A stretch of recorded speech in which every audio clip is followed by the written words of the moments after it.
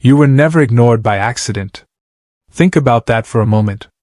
Every unread message, every cold reply, every sudden silence felt personal, almost cruel. It felt like rejection reached into your chest and pulled something out. You replayed conversations in your head, searching for the mistake, the wrong word, the wrong timing, the wrong version of yourself. And slowly, without realizing it, you started shrinking. Wondering why effort wasn't enough. Wondering why being good didn't make you chosen. But what if rejection wasn't an ending at all? What if it was a signal, not a sentence? Most people never stop to ask that question. They assume being overlooked means being unworthy. Stoicism challenges that illusion. It teaches that life removes things not to punish you, but to protect you. What feels like loss is often redirection in disguise. What feels like being pushed away is sometimes life pulling you closer to who you're supposed to become. Have you ever noticed how attraction seems to flip when you stop chasing it? The moment you stop explaining yourself, stop proving your value, stop reacting emotionally, something changes. People become curious. Energy shifts. Silence starts to speak louder than effort ever did. This isn't manipulation. It's psychology. And the Stoics understood it centuries ago. Stoic philosophy isn't about suppressing emotion or becoming cold. It's about mastering yourself so the world no longer controls your inner state. It's about realizing that need repels, while calm confidence attracts. That desperation leaks through behavior, but inner stability creates gravity. Attraction begins where need ends. In this video, you're going to learn 10 powerful Stoic lessons that transform rejection into strength. These are not theories. They're practical, real-world principles you can apply immediately. Lessons that teach you when to stay silent, when to detach, and when to walk away without bitterness. Lessons that rebuild self-respect from the inside out. If you've ever felt overlooked, underestimated, or easily replaced, this journey is for you. Stay with me. And as we go deeper, ask yourself one question: how would your life change if rejection stopped hurting and started sharpening you instead? Chasing feels natural when you care. When attention fades, instinct tells you to lean in, explain more, give more, try harder. You text again. You show up uninvited. You offer effort as proof of value. But here's the uncomfortable truth: chasing doesn't create desire, it exposes need. And need quietly erodes respect. The Stoics understood this long before modern psychology gave it a name. They knew that energy spent chasing outward is energy lost inward. When you stop chasing, something strange happens. The dynamic shifts. Distance restores balance. Silence creates space. The other person finally feels the absence of your presence instead of the pressure of your pursuit. This isn't a tactic. It's a correction. You are simply removing excess energy from a place where it is no longer welcomed. And that act alone restores dignity. Stoicism teaches that you must never give what isn't being received. Overinvestment is not loyalty, it's self-betrayal. When effort becomes one-sided, the wise response is not confrontation or explanation, but withdrawal. Calm, clean, without drama. No announcements. No emotional speeches. You don't need to tell someone you're pulling back. Your absence will say everything. Silence speaks louder than explanation because explanation seeks validation. Silence assumes self-worth. The man who can walk away calmly sends a powerful signal. I do not need to be chosen to remain whole. That signal lingers. What walks away with composure is rarely forgotten, because it leaves behind unanswered questions. This lesson is immediate. Starting today, pull your energy back. Stop initiating every conversation. Stop proving your value. Stop chasing clarity from someone who gives you confusion. You are not being cold. You are being precise with your attention. Attention is currency. Spend it where it circulates back, not where it disappears. Imagine how this feels. Your chest relaxes. Your thoughts slow down. You're no longer waiting for responses to validate your mood. You reclaim time. You reclaim self-respect. Detachment becomes the first form of strength because it restores internal order. And when your inner world stabilizes, the external world responds differently. If this resonates, pause for a moment. Hit the like button so more people find this message. And ask yourself honestly, where am I chasing when I should be choosing myself instead? Emotion is information, not instruction. Most people forget that. When something hurts, they respond immediately. They defend, accuse, explain, or lash out. Reaction feels powerful in the moment, but it quietly gives control away. The Stoics warned against this trap. They believe that the first impulse is rarely the wisest one, especially when ego is involved. The calm man controls the moment because calm creates clarity. When you react emotionally, you reveal need. You show that someone else has access to your inner balance. And once that balance is exposed, it can be influenced, even manipulated. Stillness, on the other hand, creates curiosity. People don't know what to do with someone who doesn't react the way they expect.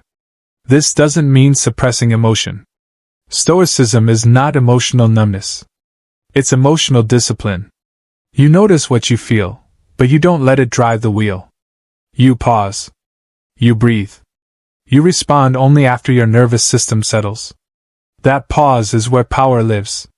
Think of moments when silence would have served you better than words. When a delayed response would have preserved dignity. When not explaining yourself would have maintained mystery. Restraint isn't weakness. It's precision. A controlled response communicates confidence far more than emotional urgency ever could. In daily life, this looks simple. Someone pulls away.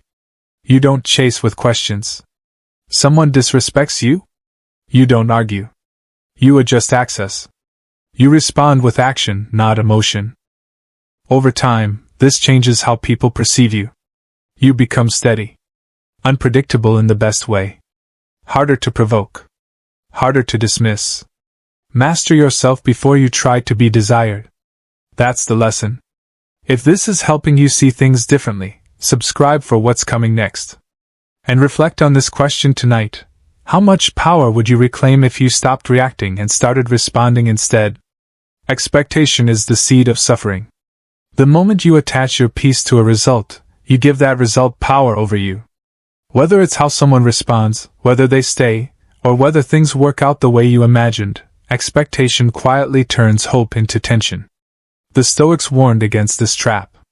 They believed freedom begins the moment outcomes lose their grip on your inner world.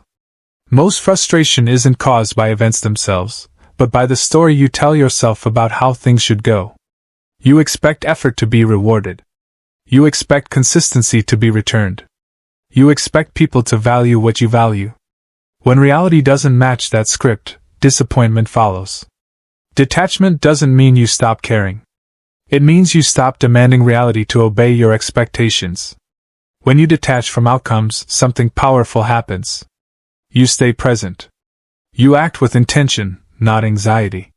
You show up fully, but you don't cling to the result. This is what the Stoics called indifference, not apathy, but emotional neutrality toward what you cannot control. You focus on your actions, your character, your responses. Everything else becomes secondary. Failure no longer threatens your identity. Rejection no longer feels personal. You do not lose value when things don't work out. You gain clarity. You see situations for what they are, not what you hoped they would be. That clarity sharpens your presence.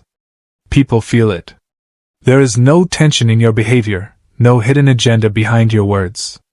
In practical terms, this means doing your best, then letting go. You send the message without waiting by the phone. You walk away without needing closure. You invest effort without emotional attachment to how it's received. This creates calm. And calm is magnetic. Ask yourself this: how different would your life feel if outcomes no longer dictated your mood? Detachment doesn't make you passive. It makes you free. Approval is a borrowed emotion. It feels good, but it never lasts. The moment your confidence depends on how others respond, you become fragile. Praise lifts you temporarily. Silence unsettles you. Criticism breaks you. The Stoics saw this clearly. They taught that anything external is unstable by nature. That includes validation. Self-respect, on the other hand, is permanent. It doesn't fluctuate with attention or approval. It comes from living in alignment with your values, not from being chosen. When you validate yourself, you stop negotiating your worth. You don't need constant reassurance because you already know who you are. The man who validates himself is unshakable. He listens, but he doesn't depend. He accepts feedback without collapsing. He moves forward without permission. This kind of psychological independence changes how you carry yourself. Your posture shifts. Your words slow down. You no longer perform for acceptance. Needing less makes you more. When you stop fishing for approval, your presence becomes grounded. People sense that you are not trying to extract something from them. That absence of need creates respect. Ironically, the less you ask to be validated, the more validation comes naturally. Building inner validation starts with honesty. Keep promises to yourself. Do what you say you will do. Respect your own boundaries. These small acts compound into quiet confidence. Over time, you become someone whose worth is self-generated. Inner approval creates outer respect because it changes your behavior first. And behavior is what people respond to, whether they realize it or not. Not everyone will see your depth. That is not your burden. One of the most exhausting habits is trying to be understood by everyone. Explaining yourself. Clarifying intentions. Correcting assumptions. The Stoics believed this was a subtle form of attachment to image. When you release the need to be understood, you reclaim energy. Misunderstanding filters the unworthy. It reveals who is patient enough to observe and who only reacts to surface impressions. You don't owe clarity to those committed to misunderstanding you. Quiet confidence grows in solitude. When you stop managing perception, your actions become cleaner. You speak less. You explain less. You allow results to represent you. This creates a calm authority that doesn't argue for its place. Peace begins when explanation ends. You don't need to defend your choices. You don't need to convince anyone of your intentions. Those aligned with you will understand over time. Those who aren't were never meant to. Becoming comfortable with being misunderstood is not isolation. It's emotional maturity. It's knowing that clarity comes from consistency, not conversation. And when you accept that, you move lighter through the world, untouched by opinions that were never yours to carry. Attention is currency, and most people spend it recklessly. When someone pulls away, rejects you, or becomes inconsistent, they often leave physically but remain mentally. You replay conversations. You imagine different outcomes. You wonder what they're doing, who they're with, and what you could have done differently. That mental occupation drains more energy than any real interaction ever could. The Stoics warn that nothing enslaves a person faster than an undisciplined mind. Where focus goes, power flows. If someone occupies your thoughts, they indirectly control your mood, your confidence, and your decisions. Removing them from your mind isn't cruelty. It's self-preservation. This begins with awareness. Notice when your thoughts drift toward them. Don't fight the thought. Simply don't feed it. Replace it. Shift your attention towards something productive, physical, or grounding. Movement helps. Work helps. Structure helps. Rumination survives in idle space, so reduce the space. Absence creates presence when it's complete. Physical distance without mental distance changes nothing. True detachment happens internally. When you stop checking, stop imagining, stop narrating stories about someone else's behavior, your energy returns. Your nervous system calms. Your clarity sharpens. Mental discipline is quiet power. You don't announce that you've moved on. You don't need closure conversations. You close the loop inside yourself. Over time, this rewires your emotional responses. What once triggered you becomes irrelevant. Control your mind, and you reclaim your energy. And with that energy comes focus, self-respect, and forward momentum. Ask yourself honestly, who am I giving free rent in my head? And what would change if I evicted them today? Words convince, but results command.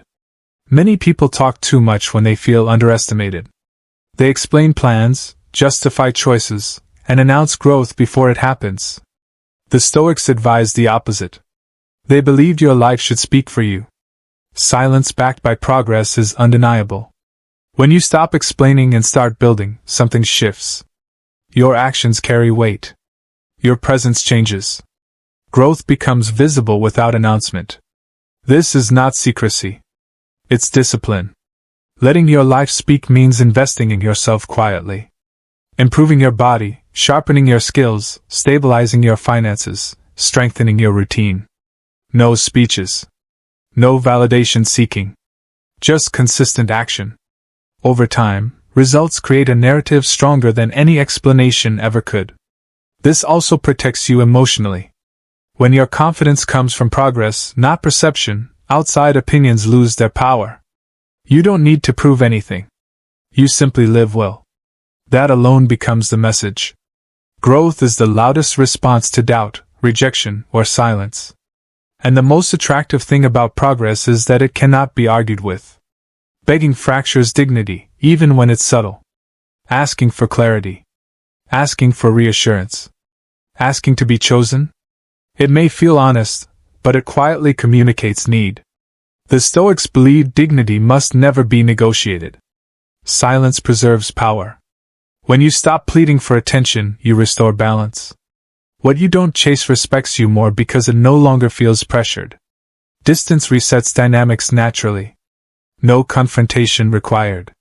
Choosing silence doesn't mean suppressing emotion. It means refusing to place your self-worth in someone else's hands. You feel what you feel, but you don't act from desperation. You step back. You observe. You allow space to reveal truth. High-level restraint is rare. That's why it's powerful. Most people speak too soon, react too fast, and expose their emotional dependency. When you don't, you stand out. Calm becomes your signature. Power lives in restraint because restraint protects dignity. And dignity, once established, cannot be taken, only surrendered. Closeness without control breeds chaos. When you merge your emotional state with someone else's, every shift in their mood becomes your problem. Attachment clouds judgment. You lose clarity, reacting impulsively rather than responding with calm. The Stoics taught that composure is the foundation of freedom. A mind tethered to external whims is never free. Distance creates clarity. It's not about isolation, it's about perspective. Observing without overinvesting allows you to see motives, patterns, and truths that emotional entanglement would obscure. Calm sharpens perception. When you remain grounded, you notice subtleties others miss. You act with precision instead of reacting out of need. Emotional distance protects dignity. You no longer plead, justify, or over-explain. Your presence becomes measured and intentional. The composed mind cannot be manipulated because it doesn't depend on external validation. You respond on your terms, not theirs, and in that discipline lies attraction, power, and resilience. Start by noticing when attachment is driving your decisions. Pause. Breathe. Detach mentally while remaining present physically. This small practice strengthens your inner sovereignty. Over time, emotional distance becomes second nature, transforming relationships, interactions, and your sense of self. Common behavior repels. Most people try to fit in, to please, to be understood, and in doing so, they become forgettable. Rarity attracts. When you cultivate depth, discipline, and self-mastery, you become scarce, and scarcity draws attention naturally. Discipline separates you from the crowd. It's the commitment to inner standards over external validation. Depth distinguishes you. Your thoughts, choices, and presence carry weight because they are intentional, not reactive. The world unconsciously recognizes this, gravitating toward those who are hard to exhaust or predict. Becoming rare begins with internal completeness. You don't need constant approval, nor do you chase attention. You become someone whose life is defined by purpose, not by the whims of others. What is scarce is always pursued, and by becoming internally rare, you reclaim the power that chasing would have surrendered. Ask yourself, what would I need to do to become so complete, so disciplined, so intentional that my presence alone commands respect?